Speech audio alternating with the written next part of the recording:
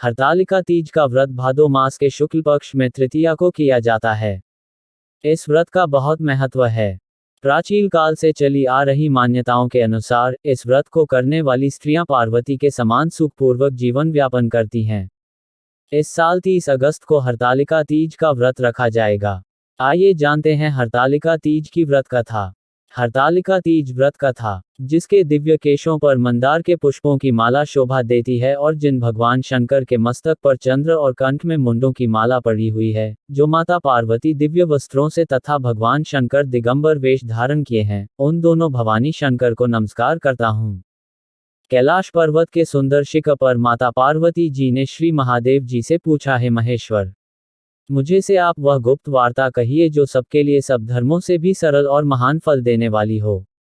हे नाथ, यदि आप भली भांति प्रसन्न हैं तो आप उसे मेरे सम्मुख प्रकट कीजिए। हे जगत नाथ, आप आदि मध्य और अंत रहित हैं, आपकी माया का कोई पार नहीं है।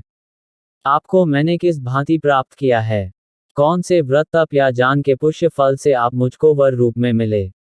श्री महादेव जी बोले, हे देवी, यह सुनिए, मैं आपके सम्मुख व्रत को कहता हूँ, जो परम गुप्त है। जैसे तारांगण में चंद्रमा और ग्रहों से सूर्य, वर्णों में ब्राह्मण, देवताओं में गंगा, पुराणों में महाभारत, वेदों में साम और इंद्रियों में मन श्रेष्ठ है, वैसे ही पुराण और वेद सब में इसका वर्णन आया है, जिसके प्रभाव से तुमको मेरा आधा आसन प्राप्त हुआ है। हे प्रिय, इसी का मैं तुमसे वर्णन करता हूँ। सुनो, भाद्रपद मास के शुक्ल पक्ष की हस्त नक्षत्र संयुक्त तृतीया तीज के दिन इस व्रत का अनुष्ठान मात्र करने से सब पापों का नाश हो जाता है। तुमने पहले हिमालय पर्वत पर इस महान व्रत को किया था, जो मैं तुम्हें सुनाता हूँ। पार्वती जी बोली, हे प्रभु, इस व्रत को मैंने किस लिए किया था, यह मुझे सुनने की इच्छा है, तो कृपा करके कहिए। शंकर जी बोले, आर्यावर्त हिमालय नामक एक महान पर्वत है, जहाँ अनेक प्रकार की भूमि अनेक प्रकार के वृक्षों से सुशोभित है, जो सदैव बर्फ से ढके हुए और गंगा की कल कल ध्वनि से शब्दायमान रहता है। हे पार्वती जी, तुमने बाल्यकाल में उसी स्थान पर परम तप किया था और 12 वर्ष तक के महीने में जल में रहकर और बैसाख मास में अग्नि में प्रवेश करके तप किया। श्रावण के महीने में बाहर खुले निवास कर अन्न त्याग कर तप करती रहीं। तुम्हारे उस कष्ट को देखकर तुम्हारे पिता को बड़ी चिंता हुई। नवे चिंतातुर होकर सोचने लगे कि मैं इस कन्या की किससे शादी करूं। इस अवसर पर दैवयोग से ब्रह्मा जी के पुत्र नारद जी वहां आए। देवर्षि नारद ने तुम्हें शैलपुत्री को देखा। तुम्हारे पिता हिमालय ने देवर्षि को अर्घ्य और आसन देकर सम्मान सहित बैठाया और कहा, हे मुनीश्वर, आपने यहाँ तक आने का कष्ट कैसे किया? कहिए, क्या आज्ञा है? नारद जी बोले, हे गिरिराज, मैं विष्णु भगवान का भेजा हुआ यहाँ आया हूँ। तुम मेरी बात सुनो, आप अपनी कन्या को उत्तम वर को दान करें। ब्रह्मा, इंद्र, शिव आदि देवताओं में विष्णु भगवान के समान कोई भी उत्तर नहीं है, इसलिए मेरे मत से आप अपनी कन्या का दान भगवान विष्णु को ही दें। हिमालय बोले, यदि भगवान वासुदेव स्वयं ही कन्या को ग्रहण करना चाहते हैं और इस कार्य के लिए ही आपका आगमन हुआ है, तो वह मेरे लिए गौरव की बात है। मैं अवश्य उन्हें ही दूंगा। हिमालय का यह आश्वासन सुनते ही देवर्षि नारद जी आकाश में चले गए और शंख, चक्र, गदा, पद्म एवं पीतांबरधारी भगवान विष्णु के पास पहुंचे।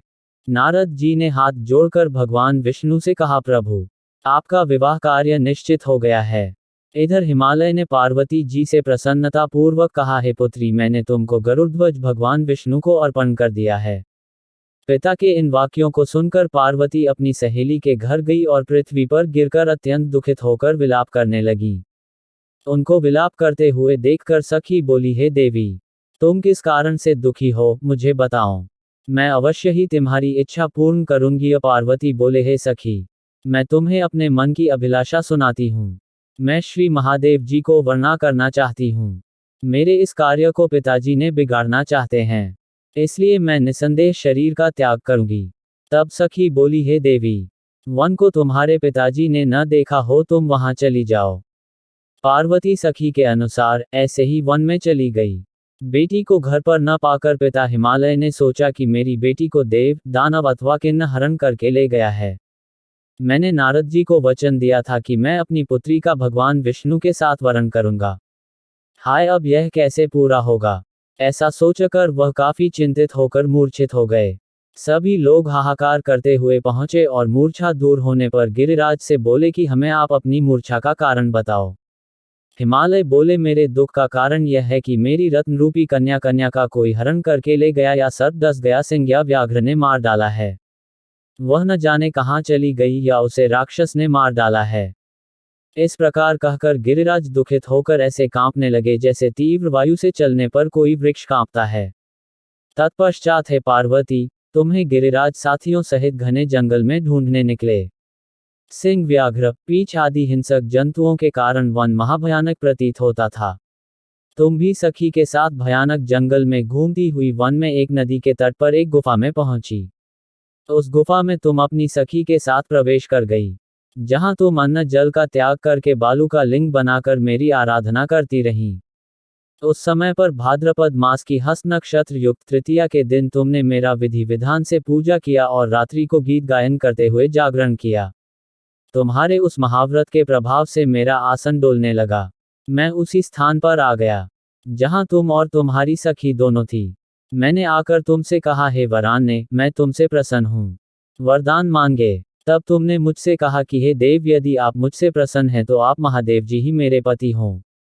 मैं तथास्तु ऐसा कहकर कैलाश पर्वत को चला गया और तुमने प्रभात होते ही मेरी उस बालू की प्रतिमा को नदी में विसर्जित कर दिया। हे शुभे, तुमने वहां अपनी सखी सहित व्रत का पारायण किया। इतने में तुम्हारे पिता हिमवान भी तुम्हें ढूंढते ढूंढते उसी घने वन में आ पहुंचे। उस समय उन्होंने नदी के तट पर दो कन्याओं को देखा तो वे तुम्हारे पास आ गए और तुम्हें हृदय से लगातार रोने लगे और बोले, बेटी, तुम इस सिंह व्याघ्र युक्त घने जंगल में क्यों चली आई?